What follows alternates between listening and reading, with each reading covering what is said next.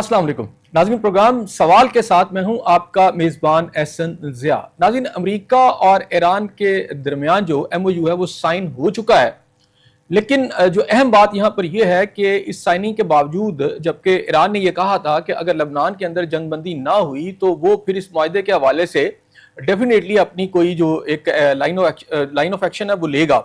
लेकिन इस वक्त सूरत हाल यह है कि इसराइल जो है उसने लबनान के ऊपर हमले जारी रखे हुए हैं और जवाब में इसराइल के ऊपर भी वहां पर हमले हुए हैं। तो जंगबंदी जो लबनान के हवाले से है, जो इस मुआहदे की एक अहम शिक है, वो तो मेरा ख्याल है अभी तक बुलडोज की जा रही है। दूसरी अहम बात यह है कि ये एक ऐसा मुआहदा है, पाकिस्तान ले लें या आप इस वक्त पूरी वर्ल्ड की हिस्ट्री ले लें, कि जिसमें पहली दफा जो साइनिंग इसके ऊपर हुई है इंटरनेशनल लेवल के ऊपर, वो तीनों जो पार्टियां हैं जिसके अंदर सालसी का किरदार अदा करने वाला पाकिस्तान, ईरान और अमेरिका, ये एक जगह बैठे नहीं। उसकी वजह यह है कि एक दूसरे पर अदम एतमाद इतना ज्यादा है कि ईरानियन क़यादत को यह खौफ है कि अगर वो अमेरिकन क़यादत से मिलने के लिए किसी जगह पर जाएंगे तो वो हिट हो सकते हैं। यानी इसराइल की तरफ से उन्हें खतरा आज भी है, जिसकी वजह से ये जो साइनिंग है ये इलेक्ट्रॉनिक तौर पर की गई है। बहरहाल MOU साइन हुआ है, इसका अब लागू होना और इसके लागू होने को किस तरह इसको जो है कि पायदार तरीके से इसको आगे लेकर जाया जाएगा, ये एक अहम सवाल है जिस पर आज हम बात करेंगे। दूसरी बात यह है कि इसराइल तो बाज नहीं आ रहा, तो फिर चलें साइनिंग हो गई, हमने खुशी मना ली, लेकिन इसकी जो पायदारी है, इसकी जो कंटिन्यूटी है वो होगी भी या नहीं, इसके हवाले से क्या क्या खदशात हैं और क्या हो सकता है, इस पर बात करेंगे। और इसके साथ ये है कि बिलावल भुट्टो साहब ने जो एक्शन कमेटी है इस वक्त कश्मीर के अंदर, उनको दोबारा से दावत दी है कि वो आए, बैठें, बातचीत करें, और बहुत सारे मसाइल हल हो सकते हैं लेकिन बातचीत के जरिए। लेकिन इसमें हमने देखा कि कुछ ऐसी पॉलिटिकल जमातें भी हैं जिनकी वहाँ कोई भी सीट नहीं है, लेकिन उनको भी जो फॉर्मेशन ऑफ गवर्नमेंट है उसके अंदर इन्वॉल्व किया गया इस हवाले से कि वो डिस्कशन में हिस्सा लें और अपना जो नॉड है वो उसके अंदर दें। इसी पर आज बात करेंगे। मेरे साथ शरीके गुफ्तगू हैं मेरे पहले मेहमान सरदार आसिफ सियाल साहब हैं, सीनियर तजियाकार हैं, इनके साथ अब्दुल अजीज आबिद साहब, आपका ताल्लुक जमात इस्लामी से हैं, सीनियर रहनुमा हैं, और हमारे साथ जो तीसरे रहनुमा हैं पाकिस्तान पीपल्स पार्टी के सीनियर रहनुमा औरंगजेब बरकी साहब हैं।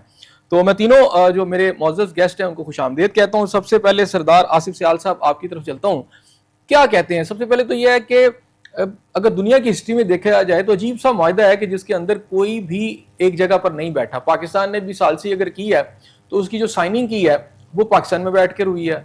अमेरिका के सदर जो हैं वो भी दूर बैठ के उन्होंने की है, वो यूरोप में बैठे हुए थे। इसी तरह ईरानियन अपनी जगह पर बैठे हुए थे। इतना अदब एतमाद है, तो इस सारी सूरत हाल के अंदर जो ट्रस्ट डेफिसिट भी है, और फिर इसराइल का जो किरदार है, और एक अहम शिक कि लबनान जो है उस वहां से विड्रॉ करेंगी इसराइल की फोर्सेस, तो उन्होंने वहां से विड्रॉ तो नहीं किया बल्कि लबनान पर मजीद हमले किए हैं। क्या कहते हैं? जी शुक्रिया आपका, बहुत बहुत मेहरबानी। आपका जो क्वेश्चन है वो बिल्कुल वैलिड है, और इस सिलसिले में अगर देखा जाए तो बैनुल अक़वामी जो सियासत है उसमें धमकी और सफारतकारी जो है ना जी, वो अक्सर एक साथ चलती है। और आज अमेरिका ने धमकी भी दी है ईरान को कि अगर उसने शिकों पर पूरी तरह अमल दरामद ना किया तो फिर उसके खिलाफ दोबारा नाकाबंदी हो सकती है, उसके खिलाफ कार्रवाई भी हो सकती है। उनके वजीर जंग ने ये धमकी भी दी है साथ। यस, और आपका ये बड़ा वैलिड जो क्वेश्चन है, और आवाम समझेंगे, और जो सियासियात का जो तालिब इल्म है उसकी आगाही के लिए ये पॉइंट बड़ा ज़रूरी है कि अमेरिका की जानिब से जो अभी हालिया वार्निंग दी गई है वो भी इसी की ना एक कड़ी मालूम होती है। और इसमें यह है, बज़ाहिर वाशिंगटन ये बयान देना चाहता है कि अगर तेहरान अपने बैनुल अक़वामी वादों, खुसूसन जो जौहरी प्रोग्राम है और इलाक़ाई सलामती है, इसके मुतल्लिक़ अपनी जो ज़िम्मेदारियाँ हैं वो अगर पूरा नहीं करता तो अमेरिका दोबारा सख्त इक़दामात से गुरेज नहीं करेगा। लेकिन इसमें इम्पॉर्टेंट चीज़ ये है कि ये बयान वाकई जो है किसी मुमकिन कार्रवाई जो है उसका पेश खैमा साबित हो सकता है, या महज सफारती दबाव बढ़ाने की एक कोशिश है। तो बैनुल अक़वामी तौर पर जब हम जायज़ा लेते हैं जो सियासियात के माहिरीन हैं, तो उनकी आरा को अगर देखा जाए तो ये चीज़ सामने आती है। यहाँ के जो इस वक्त जो सरकमस्टांसिस है कि मशरिक़ वस्ता इस वक्त किसी नई बड़ी जंग जो है उसका मुतहम्मिल नहीं हो सकता, क्योंकि और अमेरिका भी जो है तवील जो फ़ौजी मुदाखलतों के नताइज है उससे आगाह है, जबकि ईरान जो है ख़ित्ते में अपना जो असर और रसूख है उसको बरकरार रखने की कोशिश कर रहा है। ऐसी सूरत हाल में दोनों ममालिक के लिए बराह रास्त जो तसादुम है उससे ज़्यादा सफारती जो रास्ता है वो इख्तियार करना ज़रूरी है, क्योंकि उसके सियासी और मुआशी तौर पर जो हैं वो ज़्यादा सूदमंद जो हैं बेहतरी के आसार जो हैं वो दिखाई देते हैं। अब यह है कि इसमें और इम्पॉर्टेंट चीज़ यह है कि एतमाद का जो बहरान है ना वो बरकरार है, और फ्री कैन जो हैं एक दूसरे पर मुआहदे की खिलाफ वर्जी के इल्ज़ामात عائد کرتے رہنے سے ان کا یہ ہے کہ یہ کشیدگی اگر دوبارہ پیدا ہو سکتی ہے. اس سلسلے میں ایران اور امریکہ کے درمیان یہ مسئلہ نہیں ہے بلکہ یہ پورے خطے کے جو ہے نا بین الاقوامی سلامتی اس سے جڑا ہوا ہے. اور اس میں یہ ہے کہ جو دنیا کی نظریں ہیں اس بات پر اب مرکوز ہیں کہ آیا یہ معاہدہ اعتماد سازی کی بنیاد بنے گا یا مستقبل میں ایک نئے بحران کا جو ہے یہ نیا جو ہے وہ آغاز ثابت ہوگا. تو ان جو ممکنہ سوالات اور جو اس تجزیاتی جوابات ہیں ممکنہ, اس میں ایک کویسچن یہ ہے کہ کیا امریکہ واقعی ایران کے خلاف دوبارہ فوجی کارروائی کا امکان رکھتا ہے. تو اس کا جواب یہ ہے کہ اس کو مکمل طور پر رد تو نہیں کیا جا سکتا لیکن اس کے لحاظ سے جو ہے کہ یہ جو سفارتی اور اقتصادی جو ہے نا محض دباؤ کو مؤثر اور کم لاگت آپشن سمجھا جانتا ہے. یہ بات ٹھیک ہو گیا. برکی صاحب میں آپ کی طرف آؤں گا, یہ بتائیے گا کہ ابھی معاہدہ جو ہے اس پر الیکٹرانک سائننگ ہو بھی گئی ہے لیکن اس کے ساتھ ہی ان کے وزیر جنگ نے ایران کو دوبارہ سے دھمکیاں دے دی ہیں کہ اگر اس نے معاہدے کی خلاف ورزی کی یا جو ان کی ایکسپیکٹیشن ہے اس کے مطابق نہ چلا تو اس کے خلاف پھر ایک بڑا حملہ بھی ہو سکتا ہے, فوجی کارروائی بھی ہو سکتی ہے, دوبارہ سے ناکہ بندی بھی ہو سکتی ہے. یہ ایسے تناظر میں ہو رہا ہے کہ اسرائیل لبنان میں دوبارہ اسرائیل نے حملہ کیا ہے, دوبارہ سے وہاں پر اس نے بمبارمنٹ کی ہے اور ایران کا یہ ایک بنیادی مطالبہ تھا کہ ان کی جو ایک تو پراکسیز ہیں حزب اللہ کی, دوسری ہے کہ لبنان سے اسرائیل جو ہے وہ فوجیں وڈرا کرے گا لیکن وہ تو آگے اٹیک کر رہا ہے. تو اس صورتحال کے اندر اس کا فیوچر آپ کیا دیکھتے ہیں؟ Thank you.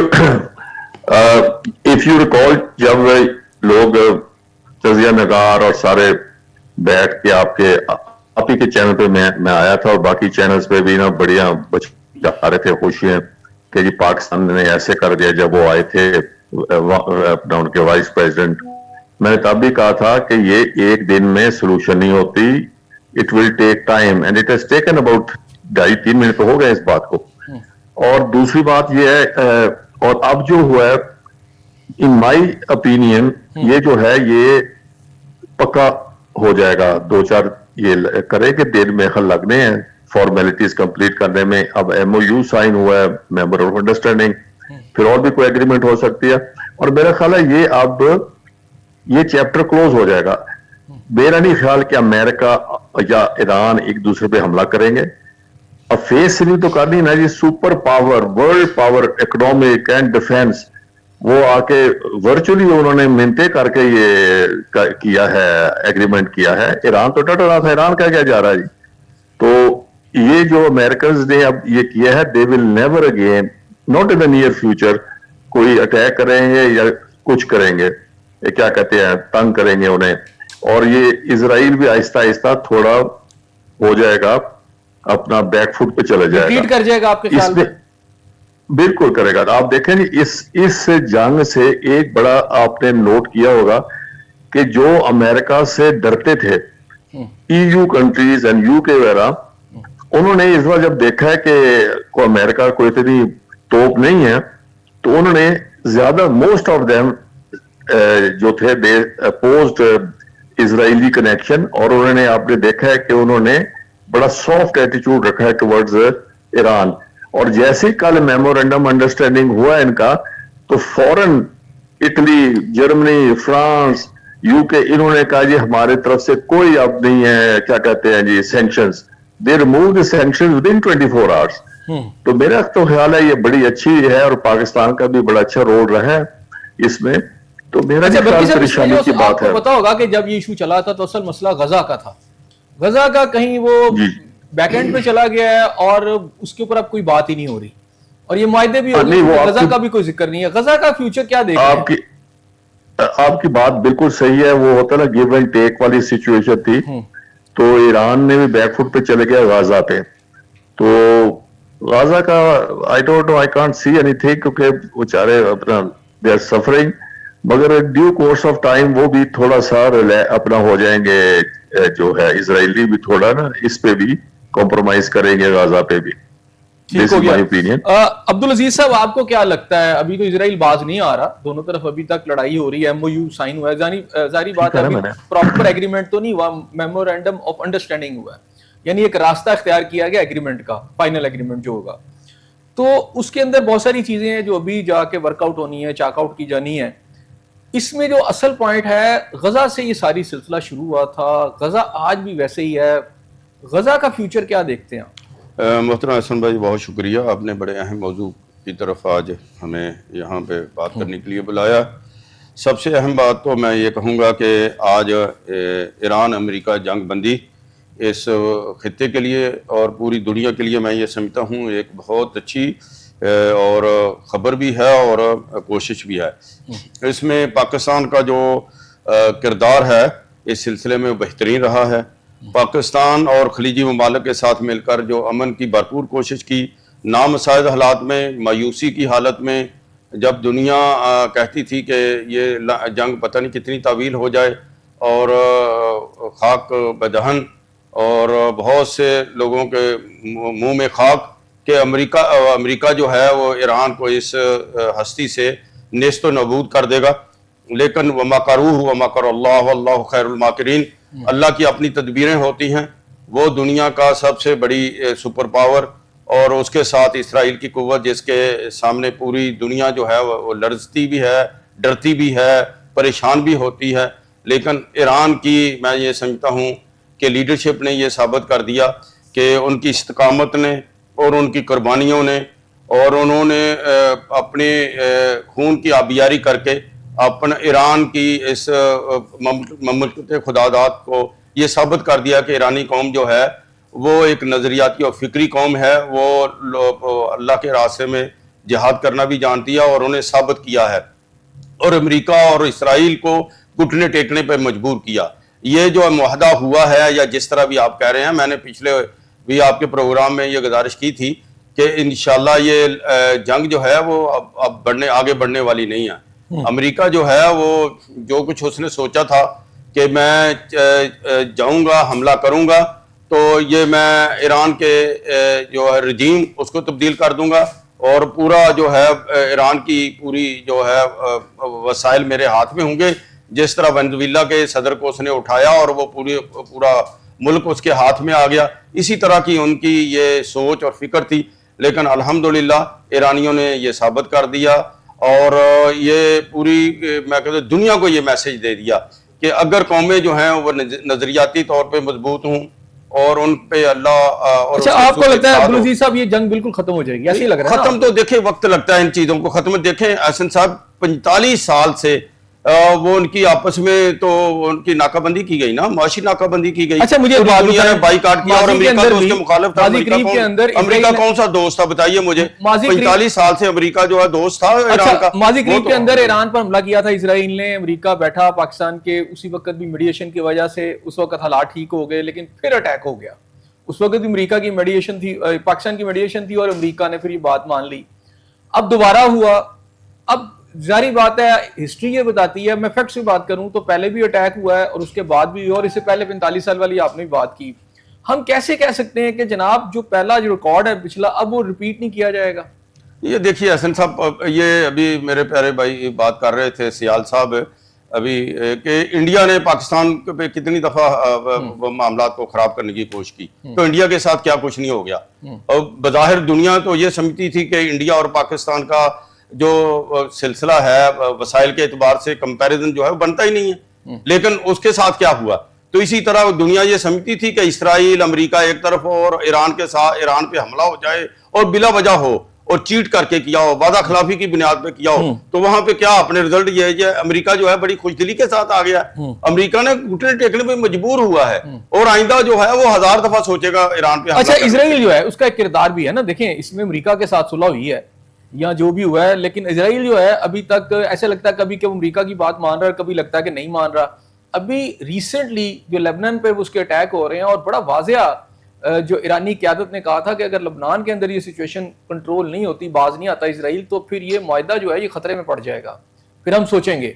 تو ابھی ایم او یو سائن ہوا ہے اور اس کی وہاں اٹیکس ختم نہیں ہو رہے. تو اس ساری صورتحال کو چونکہ بڑی نازک سی صورتحال ہے احسن صاحب، اس میں کوئی شک نہیں ہے کہ اسرائیل کی موجودگی وہاں پہ، وہ ایک صہیونی ریاست ہے وہاں پہ، ایک اس خطے کا ایسا ناسور ہے جس پہ کوئی جو ہے اعتبار اور اعتماد نہیں کیا جا سکتا. یہ آپ کی بات سے مجھے اتفاق ہے. لیکن سچی بات ہے جو کچھ اس وقت تک الحمدللہ ایرانیوں نے جو اس کے ساتھ کر دیا ہے، ٹھیک ہے، اس نے لبنان کے اندر بھی وہاں پہ اس نے اگریشن بھی کیا ہے اور وہاں پہ حزب اللہ نے اس کے ساتھ پورا مقابلہ کیا ہے، انہوں نے پورے اٹیک کیا وہاں پہ. ایران جو ہے، ایران کے میزائل جو ہے، کبھی کوئی تصور کر سکتا ہے کہ اسرائیل کے جو ہے وہ اپنے سارے جو ہیں وہ بینکرز کے اندر پورا اسرائیل جو چلا جائے گا. ٹھیک کیا ہے, کچھ نہیں ہو گیا. ذرا سردار صاحب یہ جو بات کر رہے ہیں کہ اسرائیل اتنا نقصان پہنچا دیا ایران نے کہ اب وہ اپنے پاؤں پر کھڑا نہیں ہو سکتا یا وہ اٹیک کرنے کی کوشش نہیں کرے گا یا خوف زدہ ہے یا جو بھی ہے. بہرحال ہم یہ دیکھتے ہیں کہ وہ لبنان میں باز نہیں آ رہا اور 35-40% علاقہ لبنان کا آج بھی اسرائیل کے قبضے میں ہے. ایران کی ڈیمانڈ ہے اسے وڈرا کرے, خالی کرے, وہ نہیں کر رہا, آگے سے اٹیک کر رہا ہے. کیا اسرائیل ایرانی اٹیک سے یا ریٹیلیشن سے اتنا کمزور ہو چکا ہے کہ وہ آئندہ سے اس طرح کی جرت نہیں کرے گا؟ جی میرے خیال کے مطابق جو انٹرنیشنل سینیریو ہے اور اس کے اوپر جو اسرائیل جو ہے اس کی جو زمانہ جو ہے وہ ہمارا جو ماضی ہے, ماضی قریب, اور اس کی جو ہے کارروائیاں جس طریقے سے ابھی میرے بھائی جو ہیں انہوں نے فرمایا ہے کہ اسرائیل جو ہے وہ چونکہ ایک صہیونی ریاست ہے تو اس میں اب جو اس سینیریو میں اسرائیل کا موقف ہے وہ یہ ہے کہ وہ کہتا ہے کہ ہماری جو کارروائیاں ہیں نا وہ صرف دفاعی نوعیت کی ہیں جو کہ دنیا کو جو ہے مس گائیڈ کر رہے ہیں, اور اس کا مقصد یہ ہے اصل میں کہ حزب اللہ کی جو عسکری صلاحیت ہے اس کو کم کرے, جبکہ ایران اور اس کے اتحادی جو ہیں ان حملوں کو معاہدے کی خلاف ورزی قرار دیتے ہیں. اس اختلاف کی وجہ سے یہ سوال بھی شدت سے ہی پیدا ہو رہا ہے کہ یا امریکہ کی ثالثی میں ہونے والا یہ معاہدہ کیا عملی طور پر نافذ بھی ہو سکے گا یا نہیں. تو جو ہمارے انٹرنیشنل تجزیہ کار ہیں اور جو جریدے ہیں ان کے مطابق اس وقت اسیسمنٹ یہ ہے کہ لبنان اس وقت اس پورے تنازع کا ٹیسٹ کیس بن چکا ہے. ایک طرف تو واشنگٹن جو ہے خطے میں بڑے پیمانے پر جنگ بندی اور استحکام چاہتا ہے, جبکہ دوسری طرف اسرائیل اپنی سیکیورٹی پالیسی کو معاہدے سے مشروط کرنے پر تیار نظر نہیں آتا اور وہ یہ کہتا ہے جی ہم آپ کے جو ہے پابند نہیں ہیں. تو اس سلسلے میں گزارش یہ ہے کہ چونکہ اگر ہم دیکھا جائے تو یہ جو تنازع ہے اس تنازع میں اللہ کا وہ جو فرمان ہے کہ جس میں اللہ تعالیٰ نے فرمایا ہے کہ لَتَجِدَنَّ أَشَدَّ النَّاسِ عَدَاوَةً لِلَّذِينَ آمَنُوا الْيَهُودَ وَالَّذِينَ أَشْرَكُوا, کہ آپ جو ہیں لوگوں میں سے مسلمانوں کے لیے جو سب سے زیادہ نفرت میں اور دشمنی میں متشدد پائیں گے وہ آپ یہودیوں کو پائیں گے اور ان لوگوں کو جو شرک کرتے ہیں. تو اس میں جو یہود اور ہنود ہے جس میں اسرائیل اور انڈیا جو ہے یہ قرآن کا وہ جو حکم ہے اس کے مطابق آج کے حالات نے ثابت کر دیا ہے کہ مسلمانوں کو تکلیف دینے کے لیے جو ہے اور مسلمانوں کے لیے جو رکاوٹیں اور ان کے لیے جو پرابلم پیدا کرنے کے لیے یہود اور ہنود جو ہیں وہ اکٹھے ہیں. اور اللہ تعالیٰ نے آج سے 1400 سال پہلے قرآن پاک میں اس کے متعلق ہمیں آگاہ فرما دیا ہے اور اس کے لحاظ سے ضرورت اس چیز کی ہے کہ ہمیں اپنی جو پالیسیز ہیں اور یہ جو معاہدہ ہے جس میں ایران اور اس کے بعد ہمارا جو ہے سعودی عربیہ, پاکستان, ترکی, مصر, تو یہ جو ایک اتحاد ہو رہا ہے اس اتحاد میں اس بات کو سامنے رکھیں کہ کبھی بھی ہمارے جو یہودی اور جو اس وقت مشرک ہیں بتوں کی پرستش کرنے والے یہ جو ہیں ان کی جو ریشہ دیوانیاں وہ ختم نہیں ہوں گی اور ہمیں ان سے جو ہے وہ بالکل باخبر رہنا چاہیے اور چکنا رہنا چاہیے. اور یہ جو معاہدہ ہے پاکستان کی جو اس وقت میزبانی میں ہو رہا ہے بحیثیت قوم, بحیثیت مجموعی پاکستان کا جو ہے پہلے جو امیج انڈیا نے کیا تھا پوری دنیا میں کہ یہ جو ہے یہ دہشت گردی جو ہے اس کو جو ہے ایکسپورٹ کرتا ہے, تو اس میں اب یہ جو کوششیں ہیں جس میں ہماری field marshal general Asim Munir صاحب, اس کے بعد پرائم منسٹر اور اس کے بعد جو پاکستان کی اس وقت کی قیادت ہے انہوں نے پاکستانی ہونے کا ثبوت دیا اور اس وقت ان کی کوششوں سے پاکستان کے متعلق اب دنیا میں یہ پیغام جا رہا ہے کہ پاکستان جو ہے وہ امن ایکسپورٹ کرنے والا اور امن جو ہے پیدا کرنے کے لحاظ سے اپنا جو ہے ایک نئی ابھرتی ہوئی طاقت کے طور پر نکلا ہے. اچھا برکی صاحب, ہم نے عزت بہت کما لی ہے دنیا بھر میں, کوئی پیسہ بھی کما لیں گے اس سے جس سے پاکستانیوں کے مسائل حل ہو جائیں؟ کانٹ بی چوزرز, جو کوئی دے دے گا چولی میں ڈال دے گا وہ لے لیں گے. اور مگر ہے کہ تھوڑا سٹارز جو پاکستان کے خلاف تھا, جیسے بھائی صاحب نے کہا کہ اینٹی اسلام تھا, اینٹی مسلم کنٹریز تھا, وہ ذرا تھوڑا نا ڈائلیوٹ ہوا ہے. اور ایک تو پاکستان کا جو ہے یہ پچھلے 2-4 مہینے میں انہانس ہوا ہے عرب کنٹریز میں بھی, ایکسیپٹ آپ کہہ لیں یو ای کے علاوہ قطر, بحرین, عمان, یہ سب جگہ پاکستان کا امیج بڑا ہے. اور یہ بھی دیکھا انہوں نے کہ یہ ایک قسم کی ملٹری پاور بھی ہے اور ہے پاکستان مڈل ایسٹ کے ایریا میں, تو پاکستان از اے ملٹری پاور. تو اس سے کوئی فنڈز وغیرہ آ جائیں یا انویسٹمنٹ ہو جائے, I think it is possible. اچھا لگ نہیں رہا ویسے اچھا دوسری بات یہ ہے کہ ابھی پروگرام کے شروع میں ہماری ایک ساتھی نے یہ کہا کہ آپ نے بھی کہا کہ ابھی سینکشن جو ہے نا ایران پر ہٹ رہی ہیں اور یہ معاہدے کے اندر بھی ہے اور یہ باتیں انٹرنیشنل لیول سے آ بھی چکی ہیں امریکہ کی طرف سے بھی اور یورپ کی طرف سے بھی کہ ایران کے اوپر جو سینکشن ہے آئل کے حوالے سے سیل کے حوالے سے وہ اٹھا دی گئی ہیں یا اٹھائی جا رہی ہیں. جب ایران کے اوپر سے یہ سینکشن جو ہے اٹھا دی جائیں گی تو پاکستان کا بھی یہی مسئلہ نا کہ انٹرنیشنل کمیونٹی نے ایران پر سینکشن لگائی تھی. پاکستان کوئی ایران سے گیس یا آئل لے سکتا ہے سستے داموں کہ پاکستان کی اکانومی سٹیبل ہو جائے, یہاں کاسٹ آف پروڈکشن کم ہو جائے, جس کی وجہ سے پاکستان کی جو برآمدات ہیں وہ بڑھ جائیں, پاکستان کی ایکسپورٹ بڑھ جائے, پاکستان کی جو انڈسٹری ہے وہ اپنے پاؤں پر آ جائے. دیکھیں سر, ہمارا پائپ لائن تو بنی ہوئی ہے بارڈر تک. اب آپ پاکستان کو چاہیے کہ آگے اپنے پاکستان میں آگے لے کے آئیں اسے جو ہے پائپ لائن, اور ایرانیوں نے تو وہاں تک اپنے بارڈر تک تو پہنچائی ہوئی ہے. اب تو کوئی جواز نہیں رہتا کہ پاکستان نہ بنائے اور آگے نہ لے کے آئے. مگر آپ یہ بھی دیکھیں کہ پاکستان میں لوگوں کے ویسٹرن انٹرسٹ بھی ہوتے ہیں.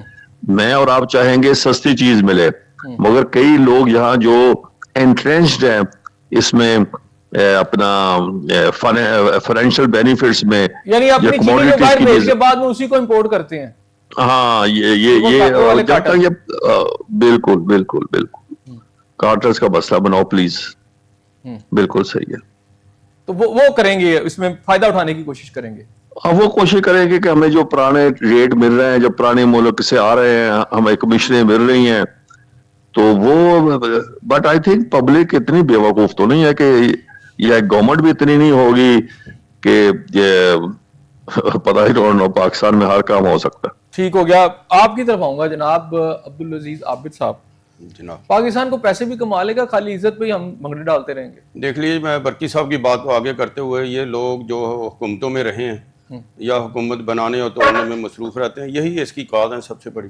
یہی کمیشن خور ہیں, یہی سارا کچھ کرتے ہیں. یہ اب بھی یہ خاص کر یہ دونوں حکومتیں برکی صاحب کے ساتھ, معذرت کے ساتھ, ہمارے وہ رہنما ہیں پی پی کے, تو یہ ان کی پارٹی جو ہے یہ باز آ جائے اور اس کے ساتھ میاں صاحب بھی باز آ جائے, نون لیگ بھی باز آ جائے, تو میں یہ دیکھتا ہوں کس طرح جو ہے کیسے باز آئیں گے. ابھی انہوں نے تقریباً 1,500 ارب روپے کے جو پیٹرولیم لیوی اور یہ ساری ڈال کے وہ لگا دیے گورنمنٹ پہ, انہوں نے لینا ہے ہر سال لینا ہے.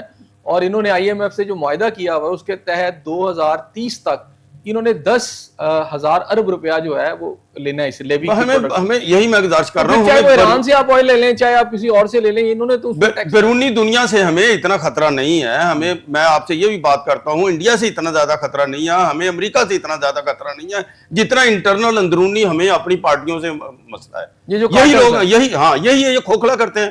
ابھی آپ اندازہ کریں کہ یہ جو پارلیمنٹرین میں بیٹھے ہوئے ہیں اپنی طرح بڑھانے کے لیے جو مرضی ان کو کٹا, سب کٹھے ہیں.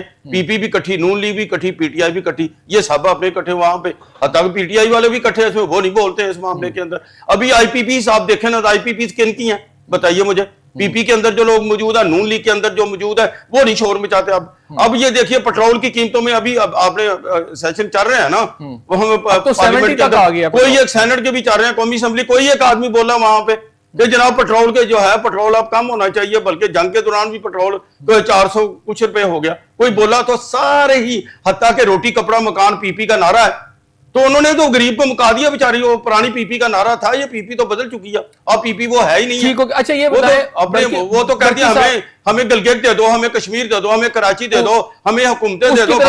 اس کی طرف بھی آتا ہوں. ایک انٹرنیشنل میں چاہ رہا ہوں کہ مڈل ایسٹ کے حوالے سے کہ دبئی کے علاوہ, دبئی کا تو مجھے لگ رہا ہے اسرائیل کے ساتھ اور انڈیا کے ساتھ خاصا مراسم ان کے مضبوط ہو گئے ہیں. یہ جو قطر ہے, جو باقی جو کنٹریز ہیں, عرب کنٹریز, ڈیفینیٹلی پاکستان کی ایک پوزیشن ان سے بہتر ہوئی ہے ان کے آنکھوں کے سامنے. تو اس میں پاکستان ان عرب ریاستوں سے کیا حاصل کر سکتا ہے؟ ابھی تک اگر میں کہوں تو کوئی ماسوائے سے کہ انہوں نے آپ کے بینک میں کچھ اماؤنٹ رکھی ہے سعودی عرب نے, اس کے علاوہ تو کچھ بھی نہیں. حسن بھائی الحمدللہ, دیکھیے دنیا کے اندر جو قومیں بھی کھڑی ہوتی ہیں نا, کھڑی ہوتی ہیں, استقامت کا مظاہرہ کرتی ہیں, تو اس میں کوئی شک نہیں ہے کہ پاکستان نے استقامت کا مظاہرہ کیا. اس وقت پاکستانی حکومت اور بالخصوص ہماری فوج نے, اور جس کے چیف جناب فیلڈ مارشل صاحب نے بہت حکمت کے ساتھ, اور ظاہر ہے یہ کوئی انفرادی کوئی سلسلہ نہیں ہوتا, ٹیم ورک کا ہوتا, اور اس کے ساتھ حکومت میں ہم اگر کنجوسی سے ہم اس وقت نام ضرور لیں گے جو انہوں نے اچھے کام کیے ہیں. جناب وزیر اعظم صاحب اور خود وزیر خارجہ جو ہے, انہوں نے بہت کام کیا, بہت محنت کیا, حکمت دنائی اور تدبر کے ساتھ पाकिस्तान का नाम रोशन किया। जब आपकी दुनिया के अंदर इज्जत होगी, मैंने जब पिछले दिनों अगर तुर्की जाना पड़ा, सच्ची बात है, आपके जो पासपोर्ट की कोई कदर नहीं थी, अब दुनिया के अंदर आपके पासपोर्ट की कदर बढ़ी है। किस बुनियाद पे? कि आप खड़े हुए हैं। और ईरान की वजह से भी जो आपने रोल अदा किया है, ये इर्द गिर्द की तमाम, जिस तरह बरकी साहब बता रहे थे, इर्द गिर्द की तमाम खलीजी रियासतें कब खड़ी हुई इसराइल के सामने, कब खड़ी हुई अमेरिका के सामने। अब सच्ची बात है, आप चाहते हुए ना चाहते हुए उनके सामने अगर बगैर बोले, बगैर बयान किए, बहरहाल उन्होंने खड़ा किया। पाकिस्तान वैसे थोड़ा दफाई मुआहदा पाकिस्तान का उनके सऊदी के साथ हो गया, सऊदी हुकूमत के साथ, ये बहुत बड़ी सक्सेस है वहां पे। ये इसराइल को ये बात हजम हो रही है कि पाकिस्तानी आर्मी जो है बिल्कुल करीब जाकर उसके बॉर्डर के पास जाके वहां पे बैठ गई है। हमारा अजली दुश्मन जो है वो इसराइल है। अमेरिका जो भारत तो वो है ही, लेकिन इसराइल जो है, इसराइल का ड्रोन जो है वो भारत में इस्तेमाल नहीं किया। अमलन इसराइल ने हम पे हमले किया, सामान दिया उन्होंने अपने भारत को। तो सच्ची बात तो यह है, इसमें इंशाल्लाह मैं ये समझता हूँ हमारी कमजोरियां अपनी जगह पे, हुकूमत के जो करिंदे हैं इनकी जो है अपने मामला तो अपनी जगह पे, लेकिन इसके बावजूद भी ये पाकिस्तान जो है वो माशी तौर पर बेहतर होगा। ठीक हो गया। अच्छा सरदार साहब, ये हिकमत और दानिश की बात इन्होंने की कि हमारी जो क़यादत है उसने बड़ी हिकमत और दानिश के साथ ये मामला जो हैं उसको सही अंदाज में ट्रैक पर लेके गई है। चलें ठीक है। और ये है कि अमेरिका से ईरान को, ईरान से अमेरिका को बचा दिया। ये हिकमत और दानिश जो है ये पाकिस्तानी अवाम को मुआशी जो उसका कत्ल रोज़ हो रहा है उससे बचाने के लिए क्यों नहीं इस्तेमाल होती? ये दानिश कहाँ चली जाती है उस वक्त जब पाकिस्तानियों की बात आ जाती है? जी, अब आपका जो क्वेश्चन है उसका जो जवाब मैं इन अल्फाज से दूंगा कि हमारी जो है दस्त बस्ता जो है, अब गुजारिश ये है कि फ्राइडे, सुबह फ्राइडे है और सुबह जब इस पर साइनिंग की तकरीब हो जाती है तो उसके बाद जो है मुल्क ईरान जो है उसके मामलात तो आपने तय करवा दिए, और अब ज़रा आप तवज्जो फरमाइए मुल्क वीरान की तरफ। तो पाकिस्तान के जो अवाम हैं, पाकिस्तान जो है उसकी जो वीरानियाँ हैं इसको ख़त्म करने के लिए भी अपने जो इल्म है, अपना जो हिकम है, अपना जो तदब्बुर है, अपनी जो फ़हम फरासत है, और उसके बाद जो एमिकेबल सेटलमेंट का जो है वो आपके पास जो गुर है उसको इस्तेमाल करना है कि अवाम जो है वो किन हालात में है, और अवाम की ज़िंदगियों में जो आपने आसानी पैदा करनी है, और उसके लिहाज से जिसका मैंडेट जो है बज़ाहिर आपके पास इस वक्त मौजूद है। और इस सिलसिले में अब गुजारिश ये है कि यहाँ पर जो फर्स्ट ऑफ ऑल तो फौरी तौर पर यह होना चाहिए था कि ये साइनिंग की जो तकरीब है उसमें जाने से पहले अवाम को सबसे बड़ा रिलीफ ये देना चाहिए था कि चूंकि इस वक्त जो आलमी सतह पर तेल की कीमतें हैं वो नीचे आ चुकी हैं, तो इस वक्त जो है जो इस बहरान से पहले की कीमतें थी 200 समथिंग, वहां पर ऐलान करना चाहिए ताकि अव्वल खेश बाद दरवेश, पहले अपने घर को तो संभालें। और उसके सूरत में यह कि एक अच्छा जो है ये एक पैगाम जाए कि ये नहीं है हम आलमी सतह पर जो है वो इज्जत, आनर और रिस्पेक्ट जो है वो तो कमा रहे हैं लेकिन उससे पेट नहीं भरेगा। तो इस सिलसिले में ये है कि हमारे ये जो इस वक्त पॉलिसी साज हैं, और उसके बाद जो इस वक्त यहाँ पार्लियामेंट है, पार्लियामेंट जो है वो जिस तरीके से भी आबद साहब ने फरमाया कि अपनी तनख्वाहें बढ़ाने के लिहाज से तो वो एक सेकंड भी नहीं लगता, तो अब अवामुन नास की जो जिंदगियां हैं उसमें जो है आसानी पैदा करने के लिए कब जो है वो कानून साजी होगी और कब रिलीफ मिलेगा। तो इस लिहाज से ये है कि यहाँ पर एक गुजारिश ये है कि फौरी तौर पर दिस इज द टाइम, अवाम ने जो करना था कर दिया, और उस वक्त से पहले कि जब अवाम जो है बगैर किसी के कंट्रोल में जो है वो बाहर आ जाए, क्योंकि जब किसी की को खाने के लिए रोटी नहीं मिलेगी, पानी नहीं पीने के लिए मिलेगा, और उनकी जब जिंदगी जो है वो इस हद तक आप करके उसको दीवार के साथ लगा देंगे तो फिर क्या होगा?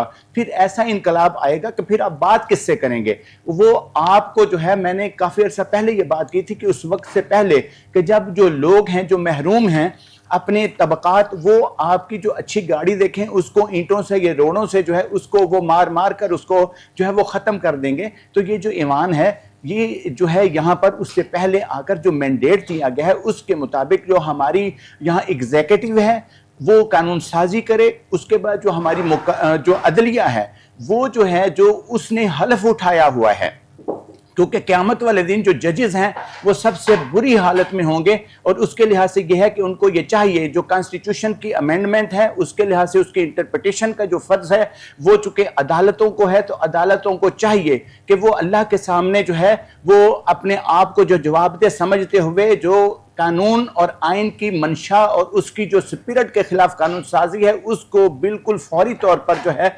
उसको जो है वो ख़त्म करें, और उसके बाद जो आइन है उसकी जो रूह है اس کی روح کو زندہ کرتے ہوئے جو عام آدمی ہے اس کی زندگی میں آسانی پیدا کرتے ہوئے جو آسانی پیدا کرے. برکی صاحب آپ سے بھی یہی سوال, آپ کی چونکہ جماعت گورنمنٹ کے اندر ہے اور یہ جو کچھ ہو رہا ہے, چلے انٹرنیشنل لیول پر جتنی بھی اچیومنٹ پاکستان نے کی ہے, عزت ملی ہے جی, ٹھیک ہے, ایران بھی بچ گیا, امریکہ بھی بچ گیا, مڈل ایسٹ بھی بچ گیا, اگر مان لیں چلیں جی آپ نے بہت ایفرٹ کی اور ہو گیا, یہ پاکستانی قوم کو کیسے بچایا جائے؟ وہ تو نہیں بچ رہی نا. پاکستان کو کیسے بچایا جائے؟ پاکستان کو کون بچائے گا؟ کیونکہ یہ والی جو قیادت ہے جو امریکہ کو ایران کو تو بچا رہی ہے, لیکن پاکستان کے اندر جو معاشی قتل ہو رہا ہے عوام کا بڑا بھیانک ہے اس وقت, یہ الفاظ میں بیان نہیں کیا جا سکتا. لیکن ان کے کان پہ جوں نہیں رینگ رہی جو ہو رہا ہے at the helm of affair, who are in power. وہ سمجھتے ہیں کہ بس ٹھیک ہے, ہمیں تو کوئی مسئلہ نہیں ہے نا, کیونکہ جتنی زیادہ بجلی مہنگی ہے, پیٹرول مہنگا ہے, تو اوپر والوں کو تو اتنا زیادہ فری ہے, اور نیچے والا عام آدمی جو ہے وہ پس رہا ہے اس کے اندر, اور کسی کو اس بات کا احساس بھی نہیں ہے. تو کوئی پاکستان کو بھی بچائے گا؟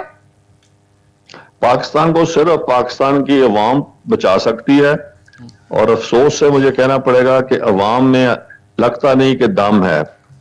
اور یہ جو بھی ان پہ سختی آ رہی ہے, ظلم ہو رہا ہے, مہنگائی کا شور ہے, یہ بالکل خاموشی سے پیسیولی یہ ایکسپٹ کرتے جا رہے ہیں. کوئی ایکٹیو ایکشن نہیں ان کے پاس. اور پارٹیاں ود ڈیو ریسپیکٹس, پارٹیز چاہے میری ہو یا دوسری ہو, ان کو بھی پیپل اپنا لوگوں کی زیادہ فکر نہیں ہے. ٹھیک ہو گیا, کیا کہہ سکتا ہوں, ٹھیک ہو گیا, یعنی اس حوالے سے آپ بھی کوئی زیادہ پر امید نہیں ہے. اچھا یہ بتائیے گا, میں تھوڑا سا جو ہمارا دوسرا موضوع سے بھی بات کر لیں. بلاول بھٹو صاحب نے یہ بات کی ہے, کشمیر کے اندر جو حالات ہیں, ہڑتالیں ہو رہی ہیں, چیزیں ہاتھ سے باہر جا رہی ہیں, ایکشن کمیٹی جو ہے اس حوالے سے کہا ہے کہ جی ہم جو ایکشن بھی ان کے خلاف لیا, جیسے کلعدم کیا, واپس چیزیں ہو سکتی ہیں, لیکن پولیٹیکل راہ جو ہے وہ اپنایا جائے.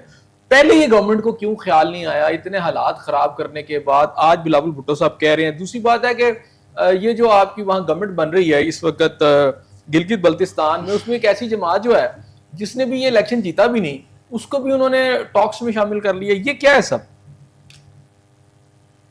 سر اپنا یہ چاہتے ہیں پہلے آزاد کشمیر کی بات کر لیں. سر آزاد کشمیر میں راولہ کوٹ میں بہت زیادہ حالات سیریس ہیں, اور ریسٹ آف جو آزاد کشمیر وہاں یہ نہیں ہے.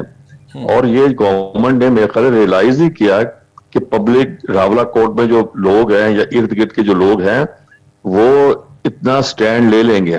ہمارا بھی خیال تھا 2-4 دن بعد فارغ ہو جائیں گے. انہیں چاہیے سیریسلی بیٹھے. ان کے جو ڈیمانڈ ایک ہے اس میں کچھ نہ کچھ آئی وڈ سے ان کا جینوئن ڈیمانڈ ہے کہ 12 سیٹیں آپ پنجاب میں دے دیتے ہیں, جہاں 1,500-2,000 لے کے لوگ جیت جاتے ہیں, 47 سے یہاں رہ رہے ہیں. یہ گیو اینڈ ٹیک کر کے کہتے ہیں اچھا یار 6 سیٹیں ہمیں ریفیوجیز کی دے دے, 6 آپ وہاں آزاد کشمیر میں لے لیں. یہ ان کا کہیں کسی حد تک ان کا مطالبہ جائز ہے. میں خود دیکھتا ہوں, میں نے خود یہاں الیکشن لڑائی ہیں اور بہاف آف دی پارٹی. کیا ادھر ہوتا ہے 600 اپنا 600 ووٹ, کس کے 700, کس کے 1200, یہ ان کا ہے اپنا جو پاکستان جو ریفیوجیز کا سٹیٹس. اتنی سی ووٹ بلینک پہ وہ ایم پی بن جاتے ہیں, کنٹرول ہوتے ہیں اسٹیبلشمنٹ سے, کیونکہ لاہور فیصلہ آباد سیٹیں ہیں. فار ایگزامپل لاہور کی ایک سیٹ ہے ریفیوجیز کی, اور ایک سیٹ ان کی ہے جموں کی. وہ لاہور اور 3-4 اور ڈسٹرکٹس ملا کے ایک سیٹ بنتی ہے. اس طرح کراچی سندھ کی ایک سیٹ. مطلب یہ مذاق ہے, یہ سچی بات ہے, یہ مذاق ہے. تو گورنمنٹ کو چاہیے ان کے کوئی ڈیمانڈز ایکسیپٹ کرے, اور بیسک ڈیمانڈ ان کا یہ 12 سیٹوں والا ہی ہے. ایسے مطلب ہے کیا یار, اپنا آپ دیکھیں اپنا ایسے ضیاء صاحب کہ لندن میں برمنگھم میں کیا افسوس ہے کہ یہ لوگ جو پاکستان کے نعرے لگا رہے تھے وہ اب آزاد کشمیر کے نعرے لگا رہے ہیں, اب پاکستان کے خلاف نعرے لگا رہے ہیں. اور گورنمنٹ کو سمجھ ہی کوئی. اچھا یہ بڑی بات ہے جی, بڑی بات انہوں نے بتائی اورنگزیب برکی صاحب نے. ہمارے جو ایسٹ سے افغان ہمارے ایسٹ سے ایک دور کے اندر, ایک لمبے دور کے اندر وہ ہمارے خلاف ہے. آج ہم وہاں پہ اٹیک کر رہے ہیں, وہ ہم پہ اٹیک کر رہے ہیں. اسی طرح کشمیر جو ہے, یہ آزاد کشمیر جو ہے, یہ ہمارا ایسٹ ہے. آج اس ایسٹ کے اندر بھی ہمارے خلاف نعرے لگ رہے ہیں. برمنگھم کی بات انہوں نے کی, ورلڈ وائڈ آج پہلے وہ انڈیا کے خلاف مظاہرے ہوتے تھے, آج پاکستان کے خلاف ہو رہے ہیں. یہ ہم نے کیسی اسٹریٹجی استعمال کی ہے جس میں ہمیں نقصان ہی نقصان ہو رہا ہے؟ کیا کہتے ہیں جی اس میں؟ جی عبدالعزیز عابد صاحب. جی احسن صاحب، آپ نے یہ اس وقت جو ہے کشمیر کے معاملے پہ آپ نے یہ جو موضوع ہے بڑا اہم موضوع ہے. میں یہ سمجھتا ہوں پہلا نقطہ تو یہ ہے کہ اس میں تمام حکومتوں کی بے تدبیریاں اور بے اعتدالیاں اور نالیکیاں شامل ہیں. اس میں پاکستان پیپل پارٹی، اس میں پاکستان مسلم لیگ نون، اس میں پی ٹی آئی، تینوں کی حکومتیں رہی ہیں نا کشمیر کے اندر مسلسل. آپ سے لے کر کب تک بتائیے انہوں نے 12 سیٹوں کے ساتھ کیا کھلواڑ کیا. برکی صاحب کے ساتھ ہمارے بہت اچھے بھائی ہیں. پی پی نے کیا، پی پی بھی یہی کام، جس کی حکومت ہوتی ہے پاکستان کے اندر 12 سیٹیں اس کے بعد چلی جاتی ہیں. کیوں نہیں ہے ان کے اندر؟ اصل میں وہ اخلاص نامی چیز ہی نہیں ہے نا. وہ اچھا بتائیے نا، وہ ہم بھی یہ دعویٰ کرتے ہیں کہ جو پاکستان کی پارلیمنٹ بنی ہے اس وقت ممبر، یہ فارم 47 کی پیداوار نہیں ہے. جب آپ پوری کی پوری پارلیمنٹ کو فارم 47 کے تحت بنا لیتے ہو تو 12 سیٹوں کی کیا اوقات رہ جاتی ہے بتائیے مجھے. پہلا سوال تو یہ ہے، او خدا کے بندو، یہ پورا کنواں جو ہے یہ صاف کرو پہلے. ساری پارٹیاں جو ہیں، پی پی بھی مل جائے، نون بھی مل جائے، پی ٹی آئی بھی، الحمدللہ ہمارا جماعت اسلامی کا دعویٰ یہی ہے. یہ سارے کنویں سے صرف ایک دو ڈول نہ کتا، پورے کا پورا کتے کو بھی نکالو، پورا کنواں جو ہے وہ صاف کرو ورنہ جس طرح پاکستان تاکہ سسٹم، انتخابی سسٹم. یہ حسن صاحب یہ سارے ووٹ جو جعلی ووٹ خود کون. اچھا دو چیزیں ہو رہی ہیں دیکھیں اس میں عبدالعزیز صاحب، ایک دو چیزیں ہو رہی ہیں کہ انٹرنیشنل سطح کے اوپر ایک طرف ہمیں کریکٹر مل رہا ہے وہ صلح کروانے کا یا ثالثی کا، دوسری طرف انٹرنیشنل سطح کے اوپر پاکستان کے خلاف مظاہرے ہو رہے ہیں. کشمیری جو ہیں وہ برمنگھم میں، وہ لنڈن میں اور باقی جگہوں پر، وہ جرمنی کے اندر، ایون امریکہ کے اندر وہ مظاہرے کرتے پھر رہے ہیں. یہ کبھی پاکستان کی ہسٹری میں ہم نے ایسے نہیں دیکھا تھا. جی بالکل. تو ایک طرف ہمیں عزت مل رہی ہے، دوسری طرف ہماری طرف تو کس کی نے لے کی احسن صاحب؟ میں یہ پوچھنا چاہتا ہوں، یہ حکومت کا ہے نا، پاکستان کے زیر انتظام کشمیر ہے نا، تو اس کو حکومت پاکستان کہاں کی سوئی ہوئے اس کو نہیں پتا. یہ اچانک جو ہے کمیٹی کہاں سے نکل پڑی، یہ کہاں پڑی ہوئی تھی کمیٹی جو آپ کو جو ہے ان لوگوں کو تقسیم ہونا شروع ہوگی. یہ ان کی ایجنسیاں ہماری جو ہیں، ہمارے ادارے کہاں پہ سوئے پڑے تھے. تو معاملے کو اتنا اچھالا کہ انہوں نے کمیٹی ڈالی ہوئی تھی نا، یہ مذاکرات کی جو بات کر رہے تھے وہاں انہوں نے کمیٹی ڈالی ہوئی تھی نا. مجھے لگتا ہے کہ جو کچھ یہ کر رہے تھے کمیٹی انہوں نے ڈالی ہوئی تھی. تو یہ معاملہ ہے، اس کو سردار صاحب آپ اس کے اوپر کیا کہتے ہیں؟ جی دیکھیں جی، بات یہ ہے کہ ہمیں دیکھنا یہ چاہیے کہ سلوشن کیا ہے. تو اس میں جس طرح سے آپ نے فرمایا کہ یہ ہمارا جو آزاد جموں اینڈ کشمیر ہے، اس کا جو ہے ایک انٹرم کنسٹیٹیوشن ہے 1974 کا جی. تو اس میں جو ہے اس کی جو مجموعی نشستیں ہیں نا جی وہ 53 ہیں، جس میں سے جو 12 نشستیں ہیں نا یہ جو ہے اس کانسٹیٹیوشن میں ان مہاجرین کے لیے ہیں، جس میں سے 6 جو ہیں ان مہاجرین کے ہیں جو جموں سے ہجرت کی تھی، اور 6 وہ ہیں جنہوں نے وادی کشمیر سے ہجرت کی تھی. ٹھیک ہے. اب اس میں یہ ہے جی کہ یہاں سے یہ جو مہاجرین ہیں وہاں سے یہ نکلے، مختلف علاقوں کی جو ہے یہ نشستیں جو ہے نا محض جو ہے علاقائی نمائندگی نہیں کرتی کہ آج یہ لاہور میں ہے، پشاور میں ہے، کہیں پر ہے، بلکہ یہ ہے جو تاریخی ہجرت ہوئی تھی اور مسئلہ کشمیر کے سیاسی جو مقدمہ ہے نا جی اس کے تناظر کے طور پر جو انٹرم کانسٹیٹیوشن ہے آئینی طور پر اس میں اس کا تسلیم شدہ نمائندگی کا حق دیا گیا تھا. اب یہ ہے کہ اس آئینی جو فریم ورک ہے اس میں بعض حلقے اور ایکشن کمیٹی جو ہے اس کا پہلے موقف یہ تھا کہ ہمیں آٹا کی قیمتیں جو ہیں اس میں سبسڈی دی جائے، ہمیں بجلی کے بل جو ہیں اس میں دی جائے، یہ اس کا معاہدہ باقاعدہ ہوا تھا. تو اس میں جو سلوشن ہے اس کا حق یہ ہے. اب یہ دیکھیں وہ جو کشمیری ہیں چونکہ اس میں آبادیاتی جو ہے اب اس میں جو ہے وہ زیادتی ہوئی ہے، تو جو آبادی کی زیادتی ہے اس کے مطابق جو ہے اس میں جو سلوشن ہے وہ ہے اس کا کانسٹیٹیوشنل امینڈمنٹ. اور جس طریقے سے عابد صاحب نے اور جس طریقے سے جو ہمارے برکی صاحب ہیں تو انہوں نے فرمایا ہے کہ اس کا جو ہے سلوشن ہونا چاہیے. اس میں جتنی بھی حکومتیں تھیں یہ برابر کی حقدار ہیں، لیکن اب بات یہ جو ہو گیا سو ہو گیا.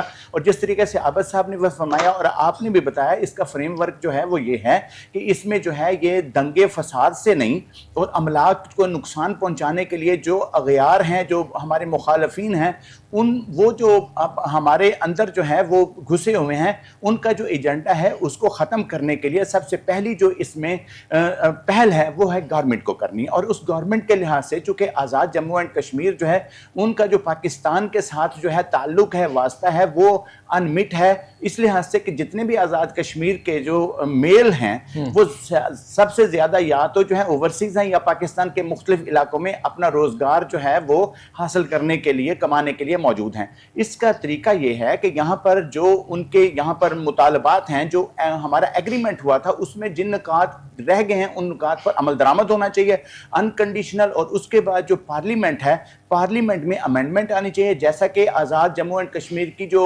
آزاد وہ سپریم کورٹ ہے اس نے بھی ورڈکٹ دیا ہے کہ یہ جو معاہدہ ہے معاملہ ہے یہ قانونی اور آئینی ہے, اور اس کو جو ہے باقاعدہ طور پر جو وہاں پر جو الیکٹڈ ہیں ریپریزنٹیٹیوز ہیں آزاد جموں اینڈ کشمیر کے, ان کو چاہیے کہ اس معاملے کو جو ہے وہ پارلیمنٹ میں لے کے, اور اس میں جو ہماری جو پاکستان کی مختلف جو پولیٹیکل پارٹیز ہیں ان کو چاہیے کہ وہ اپنی پراکسیز کو ایک سائیڈ پہ رکھتے ہوئے پاکستان کے ساتھ جو محبت اور یگانگت آزاد جموں اینڈ کشمیر کے لوگ ہیں ان کا احترام کرتے ہوئے وہاں پر اپنی مداخلت بند کریں. اور اس کے ساتھ یہ ہے کہ برکی صاحب آپ کی جماعت حل کر لے گی, بلاول بھٹو صاحب نے آفر کروائی ہے, کیا اب کر لیں گے اس موقع کے اوپر, کوئی آپ کو لگتا ہے پر امید ہے؟ میرا خیال ہے پیپلز پارٹی واحد پارٹی ہے جو چاہتی ہے وہ جو اس پہ 12 سیٹوں پہ بڑی اوپن ہے کہ اس پہ نیگوشیشن ہو جائے, اس پہ کوئی ایگریمنٹ ہو جائے, اور جیسے انہوں نے فرمایا ہے اوبویسلی کانسٹیٹیوشن امینڈمنٹ تو کرنی پڑے گی, مگر اگر ایک پہلے ہو جائے طے ہو جائے تاکہ یہ جو